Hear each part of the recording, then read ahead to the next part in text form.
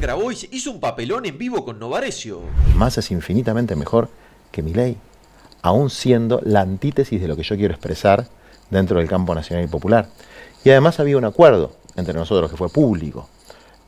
No sé si te acordás que cuando fue el búnker de las PASO, yo le llevé un librito, que era el plan de desarrollo urbano integral. Perfectamente.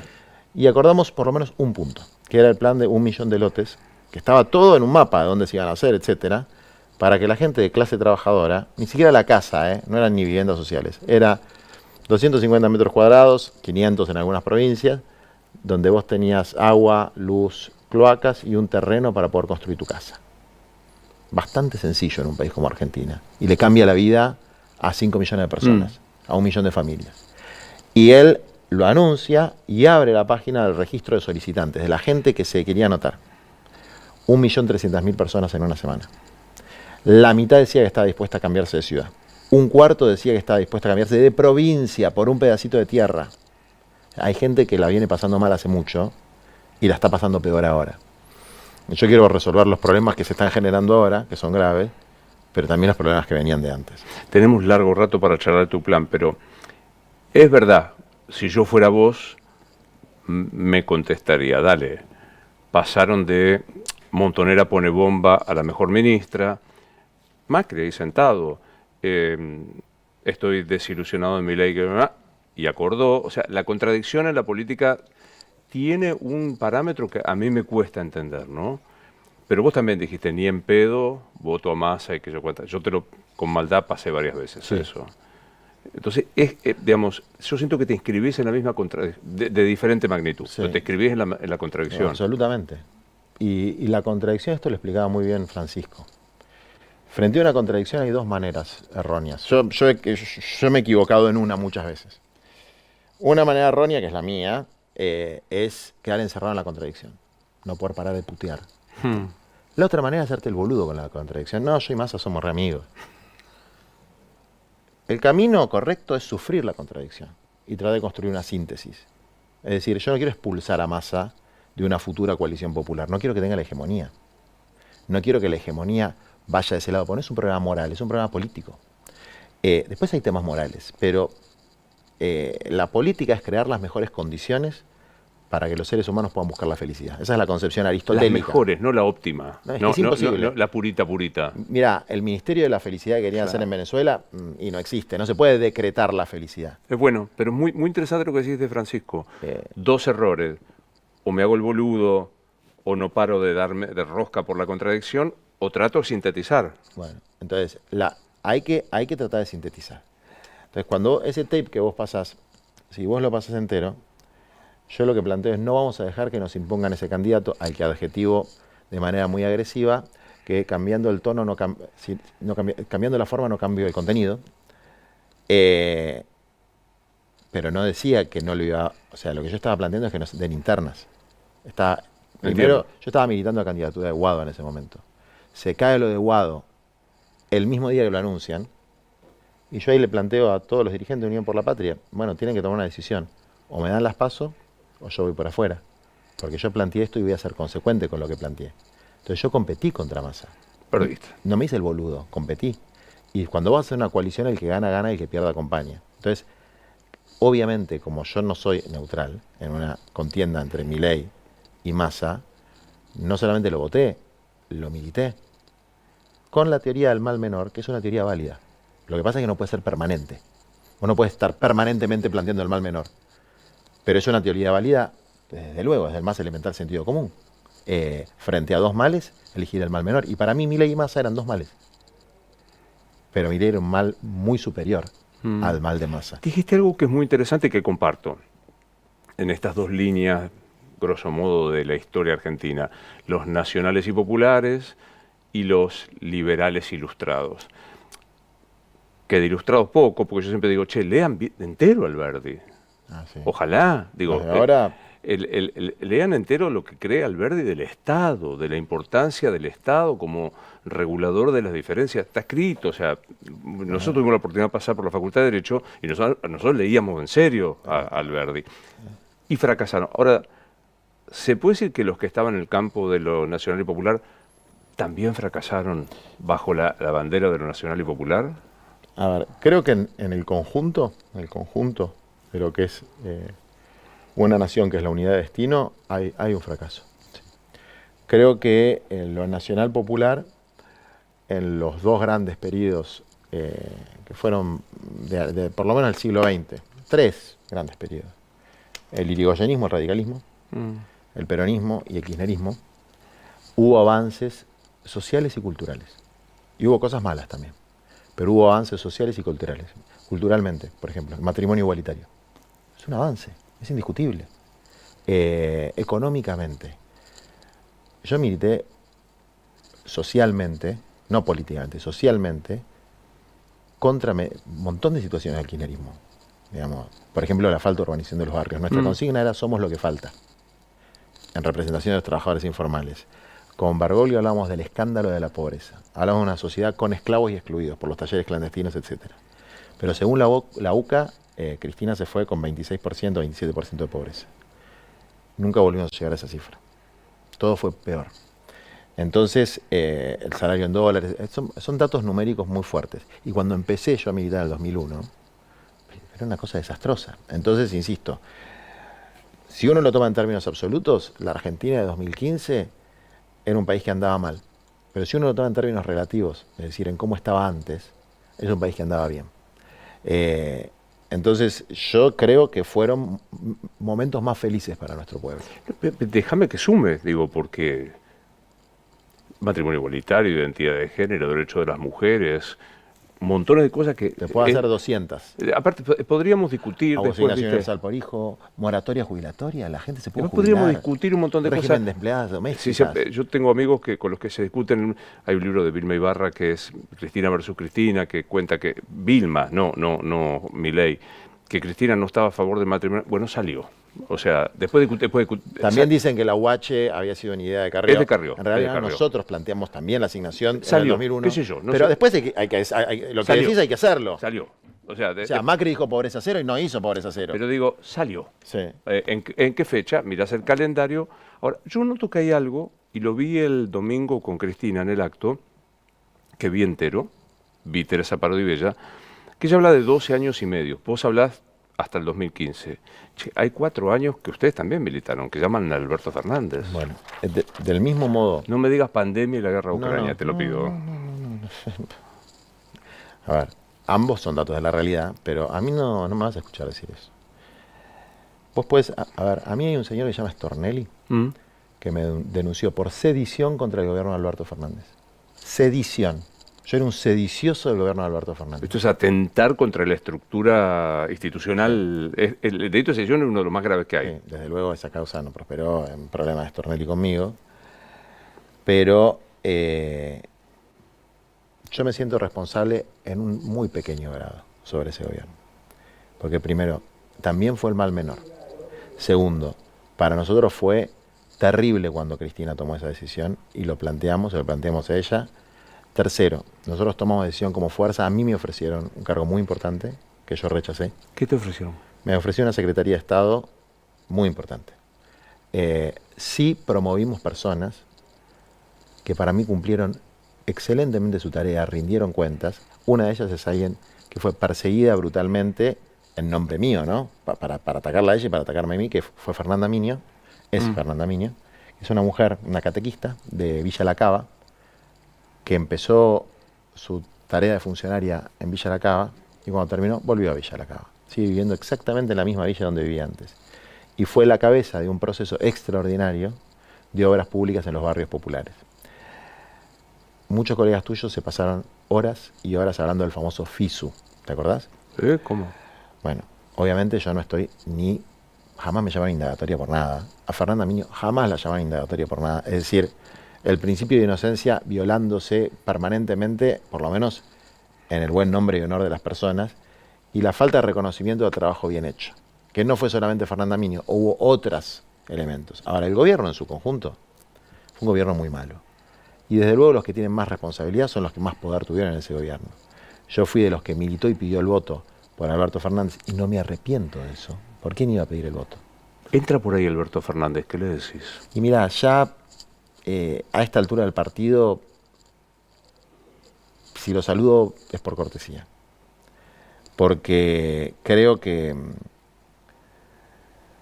digamos, que le puso un elemento de hipocresía que nos hizo mucho daño. Hay un adagio latino que dice que la corrupción de lo bueno es la peor corrupción. Y cuando vos esgrimís ideas nobles y las corrompés, por ejemplo, esgrimís la lucha contra la violencia de género como una de tus banderas y después haces otra cosa, esgrimís la cierta honestidad que él planteaba, ¿no? Para diferenciarse. No hay un solo caso de corrupción que me puedan achacar. Y después haces otras cosas que son Seguros. problemas de conducta graves. Los seguros, bueno, la fiesta en la pandemia, sí. Claro. No son temas menores, ¿eh? O sea, es muy jodido que un presidente no tome conciencia de que el sacrificio que está haciendo un pueblo por una medida sanitaria lo tiene que cumplir él mismo, tiene que dar el ejemplo. Y después el gran pecado de cualquier gobierno nacional, popular, peronista, humanista, cristiano, como lo quieras llamar. Dejar más pobres de los que recibiste. Eso es lo más imperdonable. Más pobres de los que se recibió.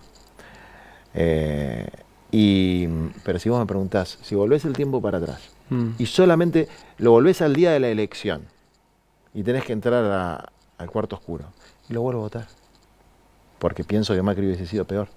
En esto de los males menores, es una pregunta medio chicanera, no importa. Entre Macri y Milei, ¿cuál es el mal menor? Hay como dos dimensiones. Hay una dimensión en la que el mal menor sería Macri, que es la dimensión institucional, si se quiere.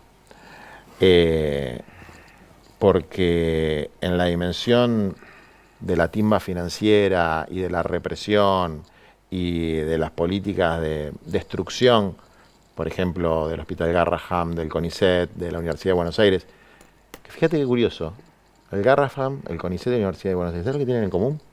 Que son mejor que lo privado. Son mejor que lo privado. En el Estado hay cosas que funcionan muy mal, dentro de la salud y dentro de la educación. Pero vos en el Garrahan tenés héroes y heroínas. Salvo que hayas entrado y visto, no podés explicar lo que Yo pasa estuve ahí. mucho en el Gutiérrez, por una compañerita que tenía un problema. Mi hermana fue residente del Gutiérrez. Vos tenés gente heroica, como la tenés en todos los hospitales y en todas las escuelas. Pero precisamente ahí funciona.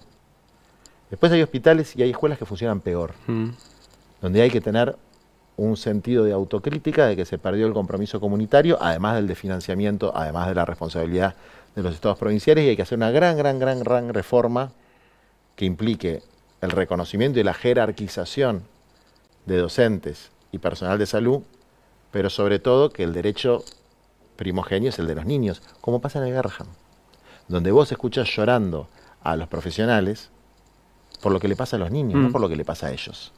Ellos están sufriendo la presión, pero ellos quieren salvar a los pibes. Ven que se quedan sin médicos, porque los médicos, algunos son heroicos y se quedan, y otros dicen, no, yo quiero ganar lo que me corresponde en el mercado, que es lo que piensa Milei, y se van a ganar 4 o 5 palos a otro lado, cuando ganan con suerte un palo en el Garrahan, con suerte, haciendo 60 horas 800.000 pesos, 70 horas de trabajo, 800.000 pesos bolsillo. Entonces vos decís, bueno, pero está bien, bueno, es el primer año de la residencia. No, es toda la residencia y después cuando quedás es un poquito más. Bueno, entonces ahí hay una estrategia de destrucción. Entonces, ¿por qué? Porque es mejor que lo privado. Eligen atacar lo que es un orgullo y parte de la identidad nacional. Viene un tipo de Nueva Zelanda que no tiene la menor idea. Dice, Grabois, ¿me define a Javier Milei? Javier Milei es un bufón de corte con un problema serio de megalomanía que tiene como única virtud decir lo que en ese momento piensa, que es verdad, que por ahí la semana pasada pensaba que era otra cosa, brutalmente, pero es un bufón de corte megalómano que no gobierna la Argentina. La Argentina la gobiernan 3 personas del staff permanente de la casta: Patricia Bullrich, el señor Sturzenegger y el señor Caputo. Esas son las 3 personas que gobiernan la Argentina, que son las mismas 3 personas que gobernaban la Argentina en la época de Macri, solo que Macri también tenía su impronta. Y que están motivados, salvo Patricia Bullrich, que tiene una suerte de perversión con la violencia, están motivados por una sola cosa, la plata. ¿Qué es lo que está haciendo Caputo con la economía? Está manteniendo el dólar barato a partir de un nivel de endeudamiento que él sabe que es insustentable. Deuda pública y deuda privada. Fondo Monetario Internacional y el bono que puso a 29% de interés, que él sabe que es insostenible. Eso permite una transferencia de ingresos brutal a sectores financieros, muchos para los que él trabajó, fondos de inversión, que sabe que estalla. Y Milei no va a ganar las próximas elecciones. Y de hecho, muy probablemente Milei vaya preso. Caputo no. Sturzenegger no. Bullrich no. Milei sí. Y su hermana también. Milei no va a ganar 2027, decís No, vos. porque le va a estallar antes. Le va a estallar antes, va a haber una crisis de deuda, igual que hubo con Macri. El logro económico del gobierno, que es contener, no eliminar, contener la tasa de inflación, aunque la gente le esté pasando muy mal, aunque aumenten las tarifas, aunque efectivamente en un boliche de clase media como Garrín, donde los del ILSE, que nos quedaba 2 cuadras, íbamos a comer ahí y no era para ricos. No es aristócrata. No, ni la Conti, ni la Continental no es de la aristocracia, dejémonos joder.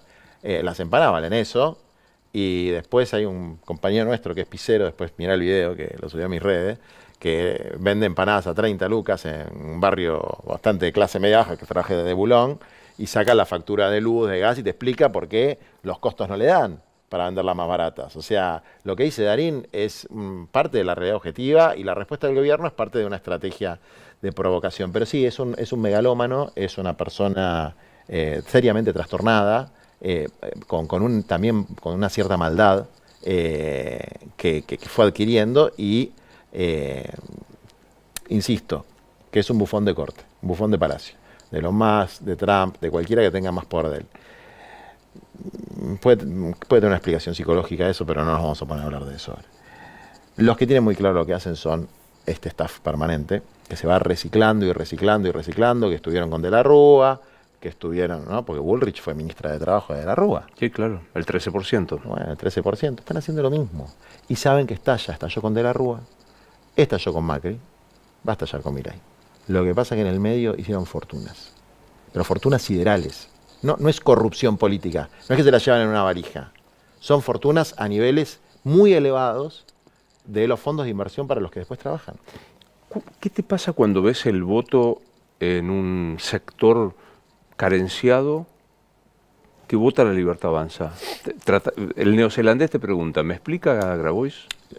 En la elección anterior, la verdad que es muy fácil de explicar, digamos, el mal gobierno que se hizo, y además la personalidad de Milei. Esa personalidad megalómana es muy atractiva.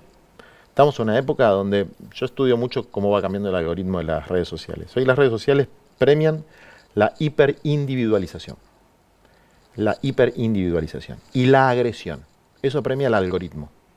Entonces, Milei es muy fuerte en TikTok, por ejemplo. Y TikTok es lo que llega no es lo único, obviamente, pero es lo que llega a los sectores empobrecidos del norte, que es donde ganó la elección, en el norte grande. El norte grande era voto total de Cristina. Bueno, Milei arrasó en el norte grande. Ni pisó en algunos casos de eso. Ni conoce todavía. O sea, hay provincias que Milei no conoce. Viajó más veces a Estados Unidos que a las provincias de la Argentina. Milei odia su identidad nacional, no quiere a la Argentina. Odia todo lo que representa la Argentina, desde Maradona hasta las Malvinas. No le gusta, le genera rechazo. Entonces, esta idea también iconoclasta de tirar estatuas, y viste que nunca termina bien eso. Tirar la estatua de nadie. Yo no tiraría la estatua de nadie. Y salvo que haya sido un torturador, de nadie. Entonces, eso le diría al nuevo zelandés, que la gente estaba muy enojada, que los pibes sufrieron mucho la pandemia, mucho. Entonces, el Estado te decía, te tenés que quedar en tu casa, mientras el presidente estaba boludeando, cuando tenías 18 años y querías ir a tu viaje de egresados, y querías salir con tu novia, con tu novio, con lo que sea. Y después eso se levantó y vino un tipo y te dijo, el Estado te está cagando. Y ese pibe, ¿qué va a decir? Tiene razón. Ahora cambió esto. Si vos ves la composición del voto en la ciudad de Buenos Aires, toda la zona sur votó a nuestra lista. Y nuestra lista fue una lista donde había, en los primeros 8 lugares, 2 personas de los sectores pobres, por primera vez en la historia de la ciudad de Buenos Aires, una compañera nuestra, que se llama Mariana, que trabajó 16 años en una fábrica textil y el resto de su vida recuperando a sus hijas que habían caído en adicciones. Y armó, junto a otros compañeros, Viento de Libertad, donde hoy hay miles de pibes recuperándose de las adicciones, que es parte de los movimientos sociales tan denostados. Y también hay una persona de extracción sindical, y después hay 2 pibes jóvenes, menores de 30 años. Es decir, una lista en la que nosotros contribuimos en lo que se pudo, que refleja sectores sociales novedosos. Estaba el para la Pitu política. también, ¿no? El Pitu es otro, yo al Pitu lo valoro mucho, ¿eh? El Pitu es una persona que el Pitu es el segundo de los pobres. El Pitu es una persona que pasó por la mierda, toda la mierda, y cambió. Él cambió. Él fue delincuente y cambió. Se arrepintió y cambió.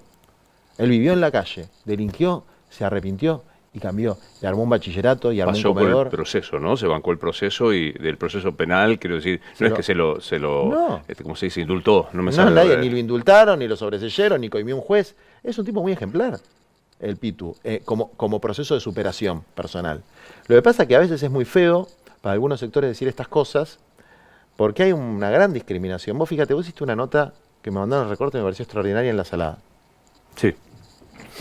Para mí Mercado Libre y La Salada son lo mismo. Mercado Libre es virtual, La Salada es territorial. En Mercado Libre te alquilan un espacio para vender y ahí se venden cosas robadas, se venden cosas usadas, se venden cosas de marca, se venden cosas falsificadas. Hay algún delincuente que te vas a comprar y te secuestra. Es decir, hay de todo. Y es un marketplace, es un mercado, es una feria. El dueño se queda con una comisión y tiene un sistema que para mí es un sistema de evasión impositiva, que son las ventajas que le da la ley del software, que no deberían estar encuadradas las grandes.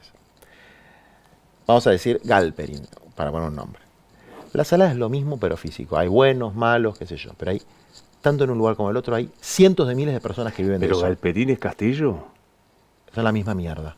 Te diría, para mí Castillo es peor que Galperin. Para mí es peor. Porque están cosas jodidas. Yo conozco muy bien Loma de Zamora. Pero uno es un empresario legítimo, lindo, machetito, se pone un traje, pero lo que hace es alquilar un puesto. Pero a ver, decime cuál es, Pará. no sé nada, ¿cuál es la ilegalidad de Mercado Libre? Yo te podría decir 2 cosas que para mí son ilegales. La primera es cómo se encuadró en la ley de software, que el propio jefe de la FIP de Macri, que no me acuerdo ahora cómo se llamaba, El señor de barba blanca y anteojitos. Sí, señor. Yo me puedo describir, pero Abad hizo un dictamen Gracias, diciendo Eliana. está mal encuadrado en la ley de software, tiene que pagar $500 millones por todo lo que evadió. Lo echaron al día siguiente del gobierno de Macri. Ahí tenés una ilegalidad. Después tenés otras que son inmoralidades, como decir que sos el genio del emprendedorismo y tener un centro logístico en un terreno público, en el mercado central, alquilado a precio vil. Después, ser accionista de una curtiembre que se llama Sadesa, que contamina y está sancionada por contaminar el riachuelo, muy cerquita de La Salada. Y después, ser de derecha en Argentina para la política, pero pagar impuestos donde hay gobierno de izquierda como Uruguay y poner la guita donde hay otro gobierno de izquierda como Brasil. Esas serían las cosas, pero, a ver, cuando vos decís, si mañana vienen y clausuran la empresa Galperin, yo lo salgo a defender. Pero que Con capa y espada, ¿eh? Pero separaste, Castillo está heavy, en cuestiones heavy. Mirá, te digo por qué. Porque su forma de acumulación de poder afecta a gente que yo quiero mucho, que es la gente de esos barrios. Que es una forma cuasi mafiosa. Ahora, ¿qué culpa tiene? Vamos a suponer que Galperin se detectara que es un narcotraficante mañana. No estoy diciendo que lo sea, porque no creo que lo sea, pero vamos a suponer que se detectara que es un narcotraficante. Vienen y le clausuran la empresa, cosa que no van a hacer, porque es una empresa que tiene mucho poder. Y 100.000 personas se quedan sin laburo. Yo voy a defender la empresa. Mañana clausuran el Mercado Libre y yo voy a defender la empresa, porque voy a defender a la gente. Y de la misma manera que clausuran La Salada, que no es Castillo, son 3 ferias, hay una Está feria afuera, clarísimo. etcétera, etcétera. ¿Cómo no voy a defender Al al laburante. carrero? No, la al señora que feriante? entrevistamos los otros días. Bueno, entonces, ahora, ¿cómo puede ser que no sea un escándalo destruir esos puestos de trabajo y sí sea un escándalo si cierran Mercado Libre, porque hay discriminación. ¿Cómo puede ser que el Pitu sea un escándalo y no sea un escándalo la cantidad de diputados que no los conoce ni el loro y que tienen... Espert, por ejemplo. Espert, que va a ser probablemente rival mío en las elecciones. A ver, le pagó la campaña, por lo menos le dio su avión y su auto, un narcotraficante condenado que se llama Fred Machado. Tiene fotos por todos lados, enfrente del avión, y eso no es un escándalo.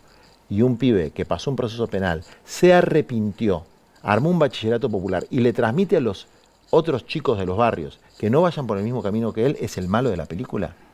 Hay un problema de valores ahí. Y hay un problema más, que yo comparto con vos, lo que decía, cómo son los liderazgos y cómo son los algoritmos.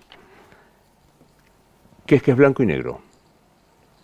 Grabo y chorro, sin tener una sola cuestión de enriquecimiento personal, ninguna. Ninguna. A ver, ni causas penales, ni bienes. Quiero decir, yo he discutido fuerte con vos. No Sí. puedo no decir esto. No tenés una sola causa, no digo ni en proceso de imputación o procesamiento. Nada, no existe. No pensamos igual, no pasa nada. 70 denuncias, y ni una sola causa. Pero hay un problema severo. Esto que pasa, que es sentarnos a charlar pensando distinto, no garpa. Ah, no, obvio. O sea, la historia es, grabó el chorro, no apareció Pará, gorila. te voy a dar un Grabó y no ejemplo. sé qué, Te voy a dar un ejemplo. Pepe Rosenblatt sí, entrevistó a Feynman. sí. ¿Sabes cómo lo putearon? Pero ¿Los nuestros? lo vi. Lo vi que él hizo la explicación cómo lo habían puteado. Pero, vos decís, ¿cómo puede ser que no pueda debatir con Feynman o con quien sea? ¿A quién torturó Feynman? A mí no me gusta Feynman, pero no torturó a nadie. Es más, Feynman me difama. Mientras no pase la raya de la real malicia, vos y yo sabemos lo que es, porque somos abogados, es decir, la raya donde eso pasa a ser un agravio civil, porque no es más un tipo penal. Claro. ¿Sabés quién sacó ese Carlos tipo penal? Saúl. No. Él lo puso. ¿Sabés quién lo sacó? Cristina. Lo sacó del Código Penal. Tenés razón. Toda la razón. Tenés Sacó razón. calumnias, injurias del Código Penal. Hoy nadie te puede, menos mal, imagínate mi ley. Nadie te puede, él denuncia, tiene que inventar denuncias porque no tiene calumnias e injurias para denunciar periodistas. A mí a veces me da bronca porque dicen cosas tan feas que me gustaría poder defenderme en el fuero penal, pero cuando lo pienso un poco digo, muy bien Cristina. Pues si no, no habría prensa libre. Ahora, ¿cómo no voy a debatir? A mí no me gusta, por ejemplo, Majul. Siempre me invitaba a debatir con él. No sé, ahora agarró una beta en la que me pide perdón cuando hacemos la mediación, igual que Johnny Viale, lo tengo grabado. No, perdón, qué sé yo, tenés razón. Y después al otro día vuelven a decir mentiras mías y no me invitan a discutirlo. Yo les pido, aprovecho para pedirles, invítenme a debatir. Si tienen tanto tiempo para hablar de mí, ¿por qué no hablan conmigo también? Juan, es una pregunta que yo le hago a todo el mundo, pero tiene un especial valor por vos, que sos anatematizado y endiosado al mismo tiempo. ¿Quién sos? Soy uno de los tantos que hace lo que puede. Hago lo que puedo con lo que tengo.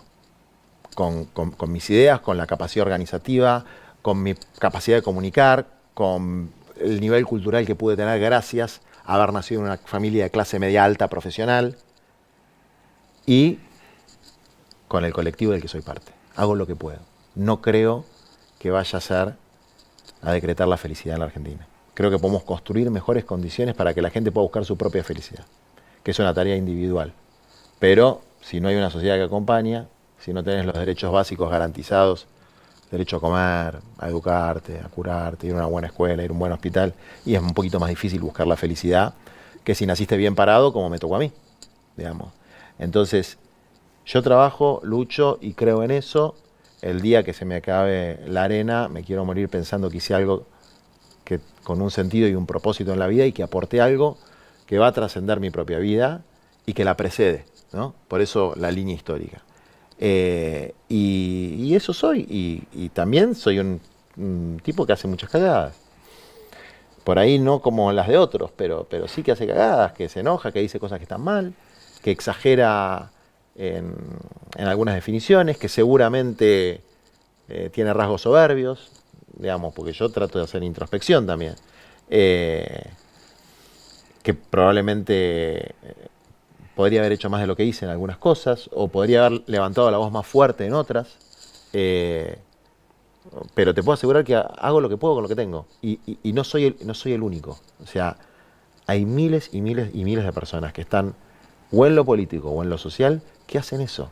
Y también hay gente que está en el periodismo, en las empresas, en las pymes y en las grandes, haciendo lo que puede Con lo que tiene. con lo que tiene. Te diría que es el 90% de la Argentina. No te quepa la menor duda. Lugares comunes feos, así que... Dale, tranquilo. Juan te dicen, Juan zurdo, siempre agregan el de mierda. Pero yo tengo un amigo mío que dice, a los que somos gay, sí, mejoramos. Prepárate porque en algún momento alguien te dice puto de mierda. Entonces, ya, bueno, te dicen zurdo de mierda. No me molesta tanto. Por ahí un poco el de mierda, sí, pero esta idea de zurdo, a ver, hay que remontarse a la Revolución Francesa, ¿no? En los Estados Generales, cuando Luis XIV llama a los Estados Generales, a la izquierda van los sectores medios y bajos, los que representaban eso, la burguesía incluida, y a la derecha van los nobles y el alto clero. Físicamente, ¿eh? Físicamente. O sea, se sentaban así. Se sentaban así. Después terminó siendo la montaña y el pantano, ¿no? La montaña. Bueno. Si yo hubiese estado ahí y hubiese estado a la izquierda, así que no tengo ningún problema con Bien. esa definición, digamos. Te viene otro y dice, grabó chorro. Ahí es, ¿para quién le robé? ¿Por qué me decís eso? ¿Dónde está la que me robé? Eso es injusticia. Eso sí, estoy de buen humor. Si estoy de mal humor, digo cosas que después me veo en un video y digo, es muy injusto lo que me hacen. No me gusta verme así. Ahora, lo que no van a lograr es que yo agache la cabeza y me vaya. Hay algo raro, ¿no? Que, de vuelta al agua, pero que vivimos en un tiempo que hay que explicar que el agua moja. ¿Viste? Yo a veces, antes me decía, yo no voy a explicar que el agua moja. No voy a explicar que insultar a un periodista es un agravio de la libertad de expresión. No voy a explicar que un decreto no modifica una ley. ¿Viste? Bueno, hay que explicarlo. Hay que volver a sentarse y hay que explicarlo. A mí me sorprendió cuando te insultaban porque te ibas de viaje, no me acuerdo ya dónde era, de las Siempre. veces... O me iba a trabajar a Roma o me iba a dar una clase a o Nueva porque York. viajabas en business o que... Nunca viajé en business, te lo puedo asegurar, ¿eh? Pero eso no, podría haberlo hecho tranquilamente. Podría haberlo hecho tranquilamente. Pero es porque además yo laburo desde los 18 años en blanco y en el sector privado. Y sigo laburando fundamentalmente en el sector privado. Y cuando viajo, mi último viaje, que fue a Washington y Nueva York, me pagaron. Porque hay gente que le interesará lo que pienso, los libros que escribo, no sé. Sí, bueno, pregúntale a ellos, que yo te invitaron. Pero aparte digo, Grabois no puede viajar a Estados Unidos porque lo combate. Es una cosa muy tonta, ¿no? Es como decir que alguien que tiene un pensamiento El agua popular. moja. Acordate que estamos en la época del agua moja. A ver, yo quiero que todo el mundo tenga posibilidad de viajar. No quiero eliminar los viajes. Quiero que todo el mundo tenga posibilidades de tener buena ropa. A mí no me gusta particularmente, no soy materialista. Vivo bastante austeramente. Viajar ni siquiera me gusta tanto ahora porque ya estoy cansado de viajar, pero es parte de mi trabajo. O sea, yo trabajo de eso, vivo de eso. ¿Puedo preguntarte qué laburás para el que no sabe? Yo soy docente de la Universidad de Buenos Aires, de Teoría del Estado, hace casi, sí, empecé, vamos a decir que registrado hace 15 años. Tengo 4 libros editados por Penguin y por Planeta, que son Las dos grandes. las dos grandes. Me va bastante bien. Escribo una columna semanal en un diario por la que me pagan, argentino. Escribo otra columna semanal en otro diario por la que también me pagan. Y estoy con una compañera que también tiene su trabajo. O sea, tengo ingresos, vamos a decir, de una... Porque hice la cuenta, pues yo no manejo... Soy muy malo manejando mis propios ingresos, pero tengo ingresos que me alcanzan para vivir y para ahorrar un poquito. Y tengo algo que muy poca, acá, la mitad de la gente no tiene, que me salva, que es que tengo mi casa. ¿Por qué? Porque cuando me junté de muy joven, tuve mi primera hija de muy joven, mis padres y los padres de mi compañera, de mi mujer, pusieron la mitad de la plata cada uno y nos compraron una casa. y entonces tengo un patrimonio. ¿Qué es aquella casa donde estás? No, ahora estoy en una casa en un barrio más pobre por una decisión de opción de vida que no me hace ni mejor ni peor. ¿Viste como Pepe de Mujica? Bueno, no es pobrismo, es una decisión de vida. A mí me gusta vivir con simplicidad. No me gustaría tener un Lamborghini, no me gusta. No es que está mal si me la gano porque vendo muchos libros. A mí no me gusta. Prefiero andar en un Gol, en un auto que tiene 10, 15 años. Me siento mejor así.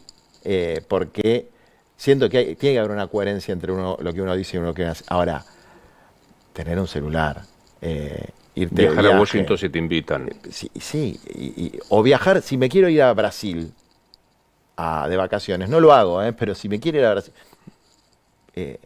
tierra, techo y trabajo, salud, educación, o sea, las cosas que deberían tener todos. De ahí para arriba, a mí particularmente por cómo soy yo, no me gusta el lujo, no me gustan ir a restaurantes caros, no me gusta, pero si a otra persona le gusta, bueno, la democracia funciona así. Ya te hice algunas preguntas y me contestaste y me dijiste, es incorrecta y tenés razón, la vuelvo a hacer. Uy, ¿con qué país soñás? Yo sueño un país donde el piso de derechos para que cada individuo pueda construir su propio progreso y su propia felicidad esté garantizado. Y estamos lejos de ese país. ¿Hay algún país que se parezca a ese coso? Noruega. Es el que mejor tengo estudiado. Pero viste que el lugar común es Grabois quiere Venezuela, no Noruega. No, yo quiero Noruega. Yo quiero Noruega. Venezuela no. No, yo quiero Noruega. Pero digo, Maduro es un dictador. Maduro, yo no opino de cosas que no conozco. Dale, Juan. Dale, Juan. Es un tipo brillante. Zelensky es un dictador, como dice Trump. No, llegó, bueno, llegó por las urnas, está ahí y no Maduro, que acaba de votar 4% no me acuerdo. Vos sabés mucho de lo que pasa en Uzbekistán, en Uganda y en... No, pero Juan, si existe el helicoide donde secuestran gente, donde persiguen a tenés la diáspora más grande de la historia. El único vínculo que yo tuve con Venezuela, el único vínculo, fue cuando hablé yo, por iniciativa mía, hablé con la mamá de gendarme secuestrado, que es mi gendarme. Sí. Es mío, es de mi país. Así que eso no lo banco. No sé por qué está ahí, pero sea por lo que sea, por una razón humanitaria, yo lo llamé a Laborde, que es el ex embajador, y le dije, hacele llegar esta carta. Según me dijo Laborde, la carta le llegó. Fue el único contacto que tuvo con su familia. Si yo puedo ayudar en eso, ayudo. Está claro. Entonces, pero es Noruega. O sea, otro día venimos. Es Noruega. Ahora, si tengo algo que aprender de Uganda, Uzbekistán, de Venezuela, de Cuba o de El Salvador, donde está Bukele, o de la economía de Trump, del nacionalismo económico de Trump, ¿por qué no lo voy a aprender? Si hay algo bueno en la medicina cubana o en el deporte cubano, bueno, ni hablar. ¿Por qué no lo voy a aprender? Para pues se nos va el tiempo y no quiero dejar de preguntarte por el fallecimiento de Francisco. Mira, yo te dije que iba a ser candidato este año y hay una línea muy fina entre la reflexión y la utilización.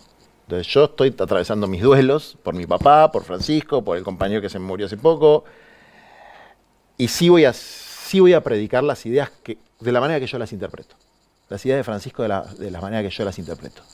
Y que tiene que ver con poner la centralidad en la justicia social, que es este piso de derechos que le permitan a cada ser humano, en cualquier lugar de la tierra, particularmente en la patria donde a mí me toca vivir, buscar su felicidad, que es... también, ¿no? El fin último del cristianismo, que la gente pueda encontrar la felicidad, que no se realiza nunca plenamente en la tierra. Por eso la plenitud y esta idea que es muy del salvacionismo marxista o conservador, de vamos a construir el paraíso en la tierra, uno es el anarcocapitalista y otro es el comunista, yo no la tengo esa idea. A mí mis raíces cristianas me impiden, en este mundo no hay perfección, pero tampoco tiene que ser así. ¿Y cómo sobrellevaste una noticia? Bueno, ¿quién fue que me lo dijo que me sorprendió? El padre Klausner. Me dijo, es un dolor que se muera, pero por otro lado es saber que está con el Creador y que deja este legado, ¿no? O sea, cosa que puede un cristiano creyente. Yo la pasé como el culo, estoy mal, no me gusta, tengo bronca, me pasan las cosas esas, estoy en esa etapa, digamos, ¿no? O sea, me alegro que el sucesor sea uno del que el Francisco estaría contento. Eso sí, eso fue bueno. que la persona que nos tocó tiene más o menos las mismas ideas, pero yo no, para mí no, es algo muy jodido y todavía no lo termino de procesar. ¿Te llegaste a despedir? Vos sabés, Sí, ya sé que nunca querés hablar, pero esto es que... mira, recibí un mensaje pocos días antes y eso qué sé yo, tampoco es que me alivió, no sé. Bueno, basta. Ok. Y aparte se terminó, pero yo como desafío el tiempo, soy Muy tan bien, soberbio, muy bien. tan soberbio, mucho más de lo que vos decías, voy a darme un toque porque hay un ratito más. ¿Sabías que el precio del oro nunca había estado tan alto? Es el momento de hacer valer tu oro. Alhajas, relojes, brillantes, monedas de oro, lingotes. ¿Dónde? En Joyería El Tasador. Joyería El Tasador, Corrientes y Pueyrredón pagan el gramo de oro hasta 200.000 pesos y tienen estacionamiento gratuito. Joyería El Tasador, mi tasador, tu tasador. Toda una vida dedicados a las joyas. Pensá vender al mejor precio. Visitanos. Joyería El Tasador. Avenida Corrientes 2810, esquina Pueyrredón. Joyería El Tasador. Tu tasador, mi tasador. Gracias a Nicolás Sáfora, un sastre argentino de proyección internacional, está en Arroyo 961. Hay varias cosas que deberías reconocer. Hablamos 55 y no te tiré por la cabeza Cristina. Extraordinario. ¿No? Yo te decía Es que la tenías primera como vez, una creo. obsesión. Estás bien con tu terapia. Gracias a Dios tengo un gran analista. Eso es un montón, es un montón. ¿Haces análisis? No. Empecé hace poco. ¿Qué clásico, Sí, digo, clásico. freudiano, lacaniano? Bien. Clásico. Empecé hace poco. Sí. Bien, se me enojan todos los de las terapias, ¿cómo se llaman? Conductistas y que yo qué, se me enojan, pero yo digo, me parece que si uno se va a animar, se tiene que animar hasta Sí, el fondo, ¿no? Empecé hace poco porque reconocer que estamos en una pandemia de salud mental y que a todos nos chifle un poco el moño, creo que es sano, digamos. O sea, la gente la está pasando muy mal, vos la estás pasando mal, yo la estoy pasando mal. Está jodida la cosa y hay que tratar de, ¿no? Para poder hacer lo mejor que uno puede, hay que tratar de estar mínimamente bien. Trato de hacer eso también, de ser un buen compañero, buen padre, trato y para poder hacerlo tenés que poder procesar mejor las cosas, ¿no? Entra por ahí Milei, ¿qué le decís? Uy, no, lo reputeo. Salvo que vuelva a terapia. No, lo de Milei, o no sé, o me lo meto en un cuarto y lo trato de convencer. Me gusta más eso, ¿eh? Sí, pero no lo voy a convencer. No lo voy a convencer. Porque el tipo está en una. Él piensa que es un héroe. Él piensa que esto del Garraham, y bueno, sí, se te morirá algún pibe con cáncer, como cuando decía el derecho a morirse de hambre, y bueno, pero al final, en última instancia, es mejor, eso lo va a venir un privado y lo va a resolver. Y en el medio de que sus ideas mesiánicas, ridículas y anacrónicas, porque viste que a veces dicen, che, qué anacrónico que es la idea del peronismo, del nacionalismo económico, qué sé yo. Las ideas de este tipo son del siglo XIX y encima te las quiere meter en un canal de niños que paga el Estado. Te compra el anarcocapitalismo con guita del Estado. Bueno, el tipo está así. Entonces, si lo puedo agarrar y lo puedo convencer, por lo menos de lo mínimo, salud, educación, alimentos, tienen que ser garantías. Techo. No hagas mierda todo. Mira, ni siquiera le pido a él que haga lo del techo porque sé que no lo va a hacer. Porque eso es nuevo. Que no destruya lo poquito que teníamos. Entra por ahí un pibe de buena leche, no rentado, ¿no? Sí. Que lo vota Milei. No, dame 20 minutos que lo convenzo. Me tengo mucha fe con eso. Y además yo me llevo bien con los pibes libertarios. Me llevo bien con ese que hay gente, por ejemplo, este pibe que lo corrieron a una marcha, que me pareció cualquiera. Ah, sí. Yo Francis fui a Cap- su programa y la verdad que estuvo bien. Estuvo bien. Es más, hasta me banco que me bardeen, salvo el límite del buen nombre y honor. Hola gente, ¿qué tal? ¿Qué tal? ¿Cómo andan? Bueno, se acercan las elecciones, estamos cada vez más cerca de las elecciones en donde, ¿qué está en juego? Porque muchos también, hay mucho desconocimiento sobre esto. Hay mucha gente que piensa que se vota de nuevo a presidente, ¿no? A ver, lo que se vota es cuántos diputados metemos en la Cámara de Diputados y cuántos senadores. Se renueva el Congreso, digamos, ¿no? Hay bancas que van a quedar, pero hay bancas que se renuevan. Entonces, lo que se pone en juego acá, además de las bancas de diputados, que es importantísimo, también es la credibilidad, porque hay mucho acá de credibilidad, gente. Esto es creer creer o reventar, esto es así. Si uno tiene confianza en el gobierno, saca el canuto que tiene en su casa y lo invierte y dice, yo me la juego. Alguno se pondrá una verdulería y otro abrirá una concesionaria de auto, depende del bolsillo cada uno, pero invertirá, dirá, che, vos sabés que sí, voy a traer una caja de China que para vender acá llaveros de no sé qué, y eso, si vos no tenés confianza, si pensás que viene todo mal y que en cualquier momento explota y que no sé qué, no lo hacés, porque decís, ¿para qué me voy a andar metiendo en un negocio así? Prefiero ver qué pasa, ¿viste? Voy viendo de a poco y veo qué pasa. Pero si de verdad confías y hay confianza, bueno, seguís apostando al país. Al país no, a tu economía, ni siquiera pensar en el país, sino en tu economía. Bueno, en ese contexto, el hecho de las elecciones, que las elecciones la vuelva a ganar La Libertad Avanza, ¿no? Hace que la gente diga, perfecto, estamos todos de acuerdo que esto va bien. O sea, ese es la primer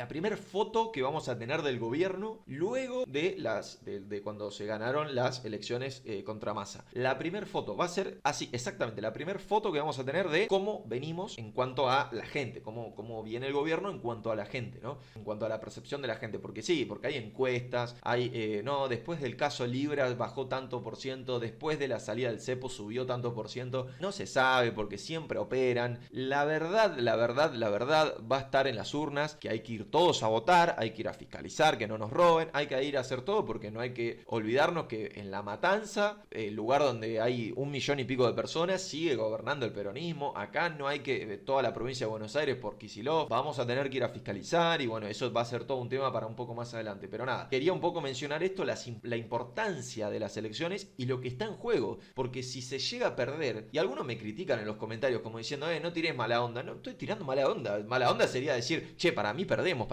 eso sería tirar mala onda. Estoy planteando escenarios, gente, Dios mío, o sea, estoy planteando escenarios. ¿Cuál es un escenario? Que se gane, y eso implicaría mucho más confianza. ¿Cuál es el otro escenario? Que se pierda, y si se pierde, pero digo, si se llega a perder, yo creo que bueno, se pierde confianza en sí, no me preocupa tanto las bancas de los diputados, eso no me preocupa tanto, obviamente es importante, pero digo, me preocupa más la confianza, que si se llega a perder habrá que volver a tratar de recuperar esa confianza. Así que nada, gente, bueno, un saludo, nos vemos en el próximo video y bueno, muchas gracias por bancar. Chau, chau.